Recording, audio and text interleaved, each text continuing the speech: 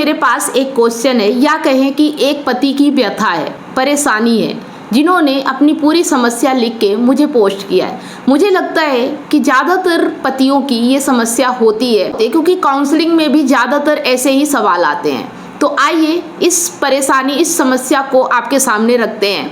वैसे मैंने हाल ही में एक वीडियो बनाया था जिसमें मैंने कहा था कि प्यार मांगने से नहीं, ठुकराने से मिलता है। उसी में ये कमेंट आया है और शायद इनका कहना है कि ये अपनी पत्नी को इग्नोर भी करते, ठुकराते भी है, फिर भी इनकी पत्नी इनकी नहीं होती है। तो उस वीडियो का जो पर्पस था वो अलग था। उसका ये पर्पस था कि जो व्यक्ति आपको इग्नोर कर रहा है किसी और कारण से, या वो आप पे ध्यान नहीं दे रहा, वो अलग बात है कि आप उनको ध्यान नहीं दोगे तो वो आप पे ध्यान देंगे। लेकिन जो व्यक्ति आपको छोड़ के किसी और के पास जा रहा है, शायद उसमें ये चीज़ें अप्लाई नहीं होती, उसके लिए कुछ और करना पड़ता है। तो चलिए देखते हैं कि उसके लिए क्या करना होगा और इनका सवाल पढ़ते हैं। नमस्ते मैडम जी, जो मुझे मेरी पत्नी 30 वर्ष शादी के बाद से ही ठुकरा रही है। मैं इतने लंबे समय से उनके पीछे नहीं भाग रहा है। जब भी मैंने कोशिश की, पत्नी ने मुझे इग्नोर किया या बेइज्जती करती, बस एक तरफा ही कभी कुछ हुआ। जब तक पत्नी की ज़िंदगी में तीसरा नहीं आता, वह खूब प्यार करती है।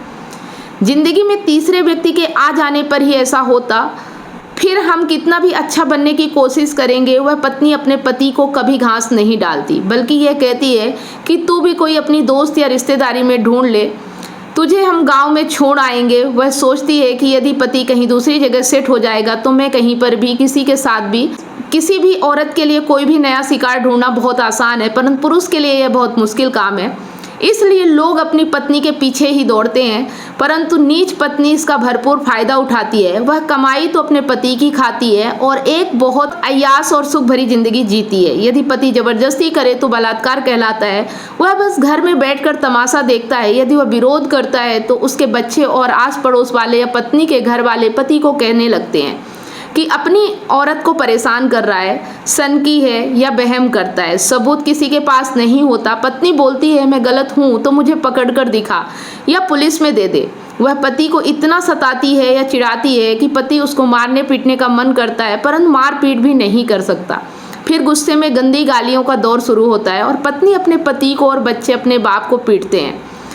मामला पुलिस में चला जाए तो पुलिस वाले उस बेचारे शरीफ या बीमार पति की खूब पीटते हैं। बेचारे पति को कोई थाने में छुड़ाने वाला, जमानती भी नहीं मिलता। पत्नी सोचती है इसकी पुलिस में पिटवा देंगे, यह चुप बैठ जाएगा। बेचारा पति रिश्तेदारों से अपना दुख प्रकट करने या टाइम पास करने की कोशिश करते हैं तो पत्नी और बच्चे कहते हैं कि दूसरे लोग हमारे घर में आग लगा रहे हैं, झगड़ा करवा रहे हैं। और यदि ऐसे समय में पति यदि कभी कभार हाल राजी खुशी पूछने के किसी रिश्तेदार की पत्नी से बात कर लेता है तो फिर तो पत्नी को बहुत बढ़िया मसाला मिल जाता है। वह अपने आप तो खूब मौज मस्ती करती है और पति को किसी की पत्नी के साथ जोड़ देती है। पत्नियां पति के खिलाफ ऐसे ही मसाले की तलाश में रहती हैं, कहानी को अपने से हटाकर दूसरी तरफ डाइवर्ट कर देती हैं ताकि पति अपना मुंह बंद रखे। अजीब दास्तां है ये, कहाँ शुरू कहाँ ख़त्म, ये मंजिलें कौन सी, ना हम समझ सके ना तुम। बेचारा पुरुष तो दुनिया में खाली हाथ आया और खाली हाथ चला जाएगा। दुनिया की सारी चीज़ और कानून सिर्फ पति के लिए ही बने हैं। देखिए, समस्या तो आपकी वाकई में है और मैं आपसे हमदर्दी भी रखती हूँ, लेकिन हमदर्दी रखने से आपकी समस्या ख़त्म नहीं होती है और ना होगी। यहाँ चीज़ें समझने की ज़रूरत है। पति आपको सब कुछ कह रही है और आप बेचारा पति बन रहे हो। सबसे पहली कमजोरी तो यही है कि आप बेचारगी अपने लिए यूज कर रहे हो।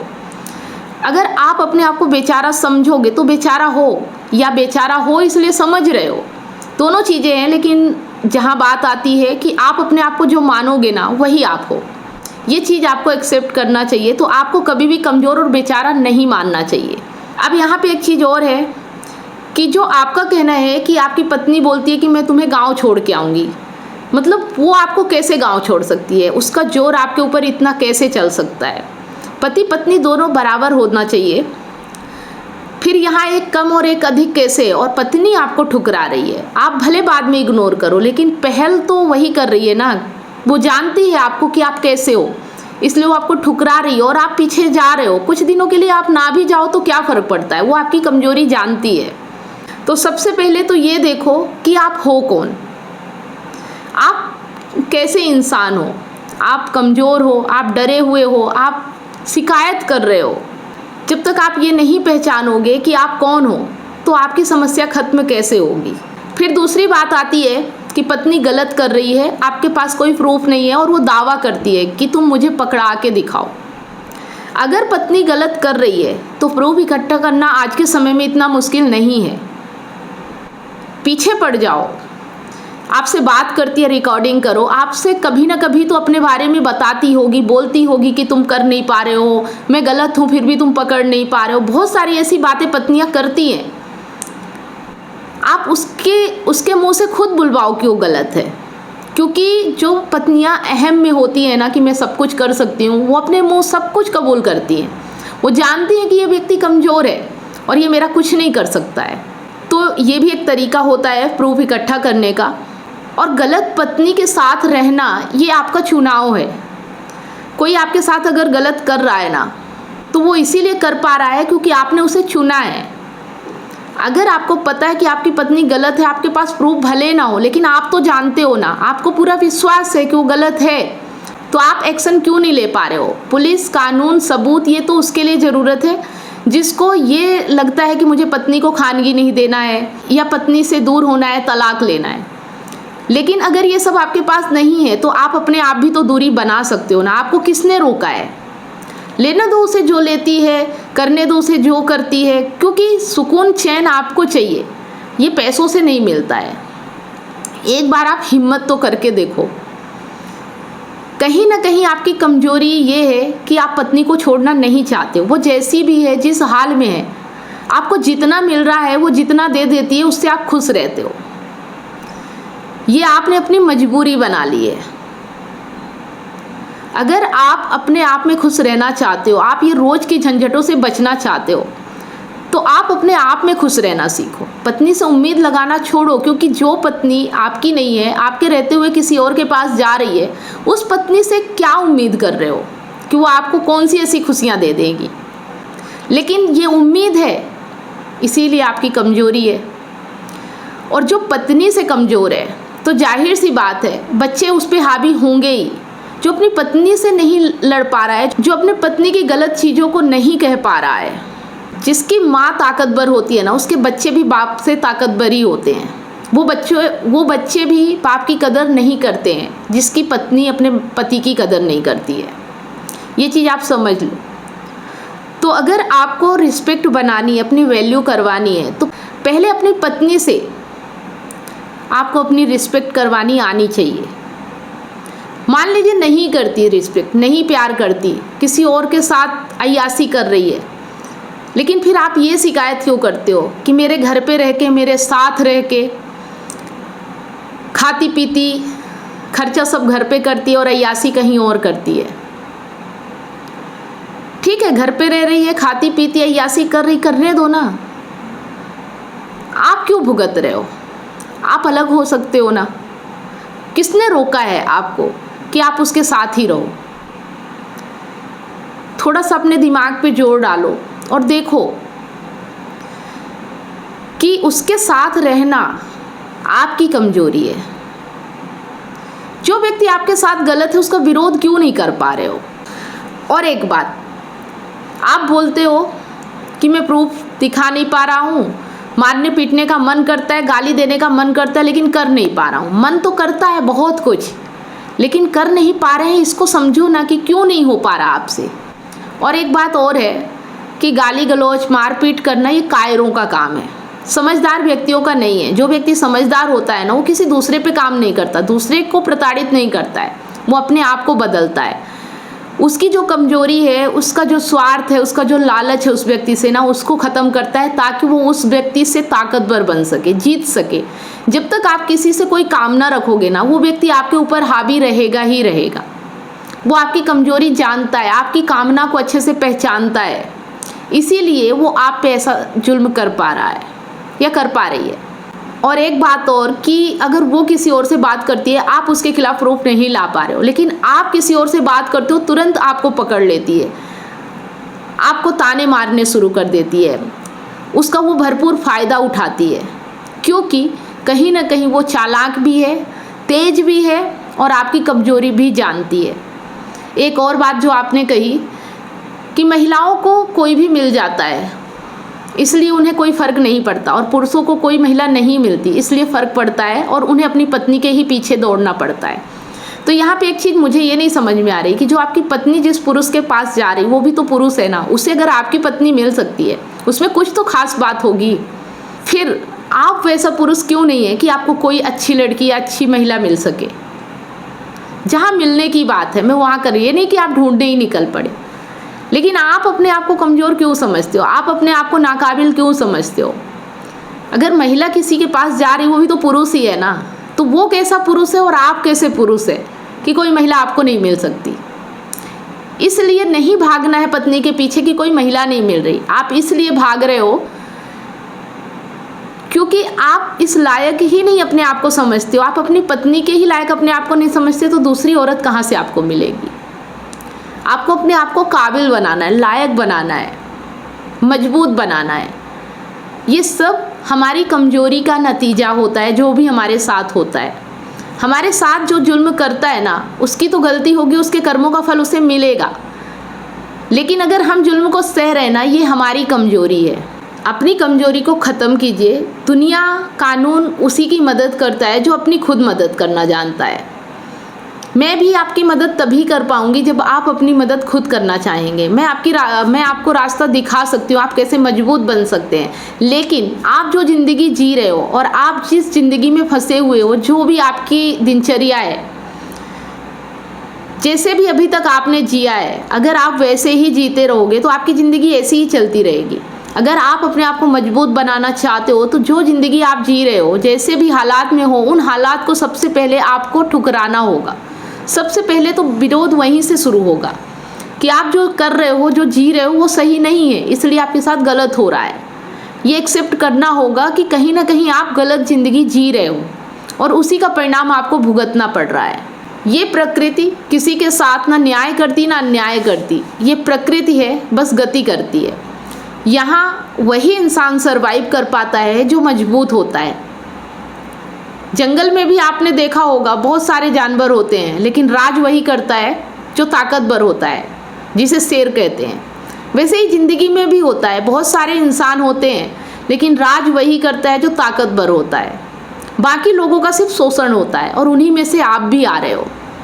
अगर आप चाहते हो कि आपका शोषण ना हो, आपकी पत्नी, आपके बच्चे आपके रिस्पेक्ट करें, वैल्यू करें, उन्हें भी आपकी कदर हो, तो आपको वो इंसान बनना होगा, ना कि हालात का रोना है कि मेरे साथ ऐसा हो रहा, लोग ऐसा कह रहे हैं। ये सब करने से ज़िंदगी नहीं बदलती है। कोई आके आपको सहानुभूति दे देगा, कोई आपको बेचारा कह देगा, कोई आप पे दया दिखा देगा, लेकिन क्या आप अंदर से वो खुशी महसूस कर पाओगे? जो ये कमजोरी है ना, ये आपको जीने नहीं देगी। तो आपको चुनाव करना है, क्योंकि हमारे चुनाव पे ही हमारी ज़िंदगी डिपेंड होती है। आपको गलत होते हुए अपनी ज़िंदगी को ऐसे ही जीने देना है या गलत का विरोध करके अपने आप को मजबूत बनाना है, अपने आप में खुश रहना है, अपने आप में पूर्ण रहना है। किसी के आगे पीछे नहीं घूमना है खुशी के लिए, पूर्णता के लिए। कोई है हमारी ज़िंदगी में अच्छा व्यक्ति तो अच्छी बात है, और अगर हमारी ज़िंदगी में कोई बुरा व्यक्ति है तो उसे बर्दाश्त करना भी एक बहुत बड़ा गुनाह होता है। आपके घर पे एक बैल बंधा हुआ है, समझिएगा इस उदाहरण को। उस बैल की प्रवृत्ति है कि वो मारता है, लेकिन वो बंधा हुआ है, वो आपके पास नहीं आ रहा है, लेकिन आप बार बार उसके पास जा रहे हो कुछ ना कुछ उम्मीद से, कुछ ना कुछ लालच से, और वो बार बार आपको मार रहा है। तो गलती किसकी हुई? आपको चोट लग रही है, आपको तकलीफ हो रही है, तो बैल से दूरी आपको बनाना है। बैल थोड़ी आपसे दूरी बनाएगा, वो तो मार रहा है आपको, वो तो जहाँ पाएगा वहीं मारेगा आपको। इस चीज़ को समझना है कि जो इंसान हमारे साथ गलत कर रहा है, उसके बाद भी हमारे ऊपर चढ़ा हुआ है, हमें दबा रहा है, तो कहीं ना कहीं हम ही कुछ ऐसा कर रहे हैं और जिसके कारण हमारे साथ ऐसा हो रहा है। जब तक आप इस चीज़ को नहीं समझोगे, जब तक आप अपने आप को नहीं जानोगे कि आप कौन हो, किस कैटेगरी में आते हो, तब तक आपके साथ जो भी हो रहा है ना, उसे बदला नहीं जा सकता है। फिर ये रोने से कुछ नहीं कि कानून औरतों के लिए है, मर्दों के लिए। कानून बदल भी जाएगा, कानून बहुत कुछ बदला भी है। क्या आप पूरे कानून का फ़ायदा उठा पा रहे हो? महिला कैसे उठा लेती है और आप क्यों नहीं उठा पा रहे हो? आपके लिए भी कानून है। अगर आप सच्चाई के साथ हो, ईमानदारी के साथ हो, तो गलत कितने दिन चलेगा? कितने दिन कोई किसी चीज़ को छुपा सकता है? पर शायद आप उस तरह से प्रयास नहीं कर रहे हो। एक्सेप्ट करो कि आप कर नहीं सकते हो, फिर जो हो रहा है उसकी शिकायत करना बंद करो, तो ही आप खुश रह सकते हो। या शिकायत हो रही है तो उसे ख़त्म करने का प्रयास करो, पूरी ताकत लगा दो, चाहे कुछ भी हो जाए। और अगर आप बदलाव चाहते हो तो बदलाव बाहर नहीं, न पत्नी पे, न बच्चे पे, न कानून पे, बदलाव अपने आप में करना पड़ेगा। अगर आप अपने आप को बदलने के लिए तैयार हो तो मैं आपको रास्ता दिखा सकती हूँ। चलना या ना चलना ये चुनाव आपका होगा, ये निर्णय करना होगा। तभी आपकी लाइफ में खुशियाँ आएंगी, तभी आपकी लाइफ अच्छी होगी। ये सिर्फ आपके हाथ में है।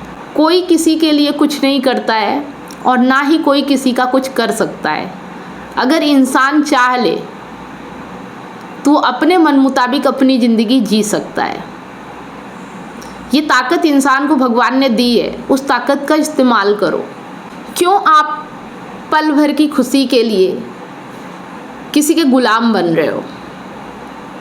अपनी खुशी अपने आप में महसूस करो, अपने आप में पूर्णता का एहसास करो। आप अधूरे नहीं हो। कोई आपको गुलाम नहीं बना सकता, कोई आप पे राज नहीं कर सकता। अगर मेरी बात समझ में आ रही है तो एक्शन लीजिए। ज़िंदगी बहुत कीमती है और ये ज़िंदगी सिर्फ आपकी है और आपको ही जीना है। इस ज़िंदगी के जो मुख्य किरदार है ना, वो सिर्फ आप है। बाकी लोग तो आते जाते रहते हैं। अगर आप बाकी लोगों की परवाह करोगे तो अपनी ज़िंदगी नहीं जी पाओगे। उम्मीद करती हूँ मेरी बात आप समझ पाए होंगे। अगर वाकई में समझ में आया है तो कमेंट ज़रूर करें। वीडियो अच्छा लगा तो लाइक करें, ज़्यादा से ज़्यादा इसे शेयर करें। मिलते हैं नेक्स्ट वीडियो में, तब तक आप सभी लोगों को वीडियो अंत तक देखने के लिए बहुत बहुत धन्यवाद। इतनी सारी काउंसलिंग करने के बाद मुझे रियलाइज हुआ कि लोग अपने रिलेशनशिप और लाइफ से कितने ज्यादा परेशान हैं। जबकि मैंने अपने YouTube चैनल और Facebook पेज पर हजारों वीडियो रिलेशनशिप से रिलेटिव फ्री में डाल रखी हैं, फिर भी लोग पर्सनल काउंसलिंग चाहते हैं। नमस्कार दोस्तों, मैं कमलेश सोनी एक रिलेशनशिप कोच हूँ। 2019 से लेकर आज तक हजारों लोगों को मैंने फोन पर मदद किया है, जो लोग अपने रिलेशनशिप प्रॉब्लम्स को लेकर मुझे कांटेक्ट करते हैं। अब मेरा ये मिशन है, जो लोग रिलेशनशिप प्रॉब्लम्स को लेकर हताश और निराश है, ऐसे लोगों की मैं मदद करूं, ताकि लोग अपने रिलेशनशिप को खुद ही ठीक कर सके और जीवन में हमेशा खुश रहे, ना कि निराशा की ओर आगे बढ़े। काउंसलिंग की जरूरत क्यों है? उदाहरण के लिए आप किसी बीमारी की चपेट में हैं, आपको बहुत सारे मेडिकल स्टोर दिखते हैं, आप अपनी मर्जी से जाकर मेडिकल स्टोर से दवाई ले लेते हैं, लेकिन बाद में पता चलता है कि दवाइयों की वजह से आपकी बीमारी तो ठीक नहीं हुई, लेकिन दूसरी बीमारी आपको हो जाती है या आपकी बीमारी और ज्यादा बढ़ जाती है। उसी तरह से आप YouTube, Facebook पे फ्री वीडियो तो बहुत सारे देख लेते हो, लेकिन आपको अपनी एग्जैक्ट प्रॉब्लम पता नहीं होती और कई चीजों को आप ट्राई करने लगते हो, जिसके वजह से आपकी प्रॉब्लम तो ठीक नहीं होती, लेकिन आपके रिलेशनशिप और लाइफ और ज्यादा खराब होने लगती है। जिस तरह से आपको बीमारी ठीक करने के लिए एक्सपर्ट डॉक्टर की जरूरत होती है, वो चेकअप करके आपका इलाज करता है, उसी तरह से आपको एक काउंसलर की जरूरत पड़ती है आपकी एग्जैक्ट प्रॉब्लम को समझकर उसका सलूशन देने के लिए। तो आप दिए गए नंबर पर काउंसलिंग के लिए अपॉइंटमेंट बुक करा सकते हैं।